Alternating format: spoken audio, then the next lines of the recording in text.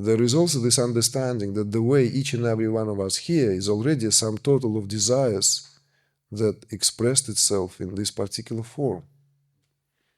So already we are a manifestation of a certain desire, and now lives this life, this particular embodiment, equipped with exactly, let's say, this, equipped, of course, with organs of cognition, as all of us are, right? Except for exceptions where this is maybe impeded, but with a particular setup, particular inclinations, particular that samskaric field that plays itself out.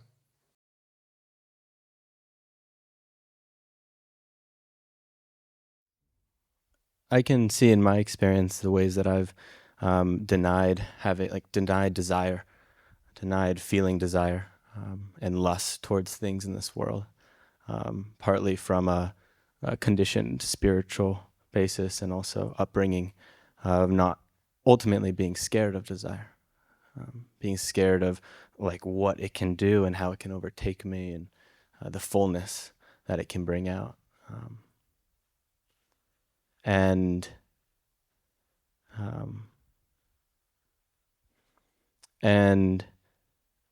so I'm curious as I walk my path now, and I'm learning to turn towards desire again and embrace it and welcome it as an experience that I'm having. Do all desires need to be fulfilled in order for me to move through them, right? Because otherwise, I know as I deny them, they're kind of lingering there in the subconscious, and then they'll try to come in through my dreams and other means, and they're trying to get my attention. And when I turn towards them, there's a flood of them. There's an influx, and so I'm curious on this path within Kashmir Shaivism and the tradition and how you teach. How do we work with desire as it arises? If I have this deep subconscious desire to go have a crazy wild orgy, do I need to go do that in order for me to move through that? Can I just feel it in my body? Like, what is the role of working with that desire? Prioritize. That's a simple answer. For example, you are staying in and playing new tunes, right? You're trying to get great proficiency in whatever chosen musical instrument. And at the very same time, you can do something now, right? Your pals are doing. They maybe even call you, let's go, let's play some frisbee or do skateboarding. Do something fun, right? At that very time. So you here subordinate desire, your desire, which desire is greater, right? Like desire to, you not even necessarily you're playing now knowing that this is exercise. It's not necessarily the most fulfilling thing, right? But you know that that's what you want to do. So your desire to excel overrides the desire to, let's say, be available on a spur of the moment to go and have fun. This simple example of prioritizing. So it will be worth reminding ourselves that there are, therefore, in cultures where this has been understood and thought, considered for a long time, certain attitudes have been developed, see, that can be spoken of in terms of culturally shared consensus. Like this simple Hindu concept of known as that exemplified in the four pillars of life. They're all legitimate, right? But they're all very different, right? Karma, artha, dharma, moksha. Karma, artha, dharma, moksha. between karma and moksha is a big, vast distance and space. And yet each exemplify here legitimate way of how one can express oneself in life and what to pursue. So karma is not just pleasures, sometimes translated. It's more in a sense of what gives us joy. Karma. So what gives us joy? What gives us sense of fulfillment in a given moment in time? Even this, if this is not an ultimate thing. But then, of course, in order to enjoy something, means need to be there. So therefore, artha. Artha are literally that, means. Being able to do that. Being able to square it. Simply said, being able to pay for what you want to do, right? In one way or another. In other words, joined together, that becomes something else. Sum total of that is enjoying the benefits of what you like doing, and that what provides you with the life that you feel you want to live. So this is already feels richer here. And then, so art is not riches for its own sake. It will be bending it to in favor of something. And then comes dharma. Dharma is one's duty, one's occupation, one's call in life. So something that we have to do, ought to do, and something that where the sacrifice of those karma artha would have to be brought in. And finally, when this is fulfilled, comes moksha, the ultimate state of affairs. Moksha here simply liberation. And liberation is meant to be pursued. So therefore, these four spoken as the legitimate goals of life. All of them, of course, can be seen and should be seen synergetically together, because they are. They even can be spoken of in terms of the progression of the human soul, even in terms of the phases, stages of evolution, where we are obliged to do something by the age of maturity. When we reach maturity, when we accumulated certain knowledge, certain interests, right, set the trajectory of our life, that's when the quality of dharma begins to dominate in our life. We have to respond to the call. We have to respond to the call of duty, whatever that call of duty is, right? From within immediate setting as a family to the call of the nation, call of the society. And of course, also, perhaps more importantly, call of duty to one's own ultimate sense of well-being, which then moves dharma and moksha closer together, because they are interconnected in that sense. So the reason I brought that, because it's helpful simply to see that desires, if we are to speak about them, that it is true that every desire that we have, if that desire is acutely experienced, and if that desire is unachievable, then it would be driven into the subconscious. And it will also contribute to a sense of whatever that may be, most likely in accumulation of anger. Because every unfulfilled desire, right, is the source of Rajaguna, increase of Rajaguna. Even the Bhagavad Gita speaks about that. Arjuna asks, where this anger come from, right? Where it's when desire is met with abstraction. When desire is met with abstraction, it flares. It flares as anger. We can observe that in children most acutely. So as long as the child allowed to have what they ask for, they just can move about, right? But as soon as we start to restrict their moves, their wants, what they ask, because we are, carrying the duty of, making sure that child doesn't overdo on sugar, on this and that, then of course it erupts there and then. And with us human beings, adults that I meant, we cannot erupt at each moment. So therefore, this is the correlation of how desire contributes, unfulfilled desire contributes to sense of frustration and a build-up of anger, that gradually accumulated anger.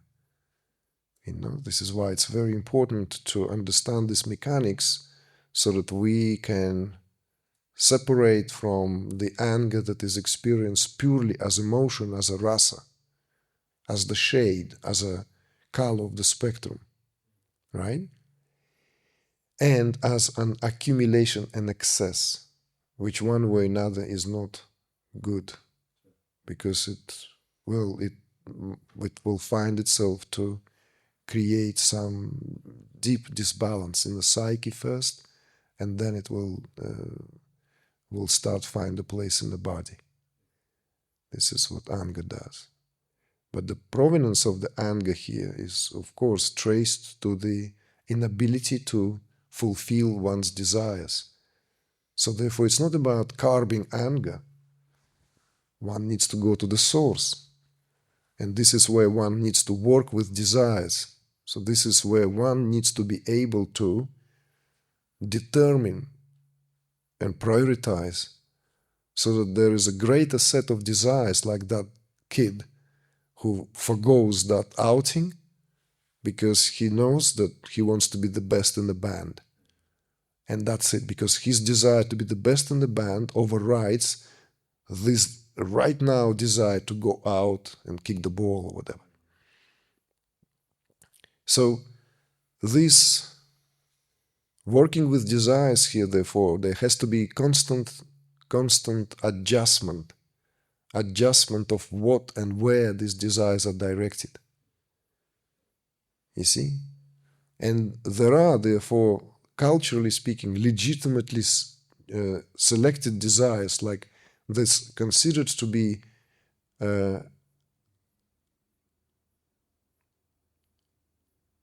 not as illegitimate because we are human beings. And not everyone is to be measured with the same, let's say, non-existent etalon of perfection. Therefore, desire for fulfillment on a personal level, it's a legitimate desire that is very difficult to forgo unless one is born like really alone and doesn't want, like, have you heard that? Asexual people who just don't have any gravitation towards sharing intimacy. Other than that, most of us, by large, driven for intimacy, so this is already acknowledging that this is something that is futile to fight. And then one works within that. Then desire to live life in a certain way, according to one's capacities, abilities. Again, this needs to be clearly acknowledged and understood. And in our day and age, of course, this danger now in the past, let's say, what I've observed a decade, more or less, this movement in the New Age, manifesting. But it started earlier. It started with this playing godlings already somewhere circa, as we move to the 21st century, that human beings can do anything, right? We can do everything. We can just rewrite out everything. And some of these people who carved out spaces for themselves, made names for themselves. Effectively speaking, they're causing confusion a lot of confusion out there, particularly because they speak from an abstract place of pure potentiality, which in principle could or should work. But there are other aspects involved that they do not and never consider. The aspects known traditionally that are checked by the great accumulation of something known as prarabdha karma, for instance. And prarabdha karma is not changeable because we come with that karma at birth. You know, there karma is fixed, mixed, and flexible. That's all there is in terms of really prarabdha, agami, and sanchita. All happens in that level, but prarabdha is how we come here. So again, I'm just saying this so that also there's greater clarity in a sense that if someone wants to live like today in their youth, well, I want to just have garage full of Lamborghinis and Ferraris, and I want to live that kind of life, you know, like house in Ibiza and Bali and Long Island, right? And I don't know, ninth arrondissement in Paris, and just what have you not, penthouse in Beijing, and well, good luck, you know. Where could you go? There's only few areas you can go to make that money, right? So we know it's drug trafficking. It's very dangerous because you need to be born into a family and sell weapons, right? If you're lucky, born into a banking family, then you can make it. Yeah, you don't need to go to the New York Stock Exchange and sweat your ass there for 10 years because that what I just mentioned, you know, maybe you will buy eventually 1 or 2 Porsches, but not garage of Lamborghinis. But there are some people out there who believe in the 18th, 20th year old of age that that's what they set their life for, right? It's frankly unachievable goal. I'm not saying it's a foolish goal, unachievable. So there will be a lot of frustration. Well, I forgot some other industries you can fill in the dots where the most money is made, right? It's very few industries where this kind of money made. So again, what is legitimately there to pursue? One needs to consciously decide, almost like sort of not to waste mental, emotional energy for that, and move and give one's attention to what truly matters. See? But I don't want you somehow be under this maybe erroneous impression that if you carved the desire before because of this and that, and now you want to unleash the desire, and you know, because it won't work. You will just do more harm to yourself. You see, you'll jump from one extreme to another extreme. It's, you know, finding that balance. But yes, this is also true. We cannot forgo desires. We cannot. Some desires are so strong in us that they will haunt us and make us to come back to either reconfigure or to somehow, by hook or by crook, to experience something close to that. And it may be a very, very long cycle of comings and goings. I don't know. It's a speculation. There is also this understanding that the way each and every one of us here is already a sum total of desires that expressed itself in this particular form. So already we are a manifestation of a certain desire, and now lives this life, this particular embodiment, equipped with exactly, let's say, this, well, equipped, of course, with organs of cognition, as all of us are, right? Except for exceptions where this is maybe impeded. but with a particular setup, particular inclinations, particular that samskaric field that plays itself out. So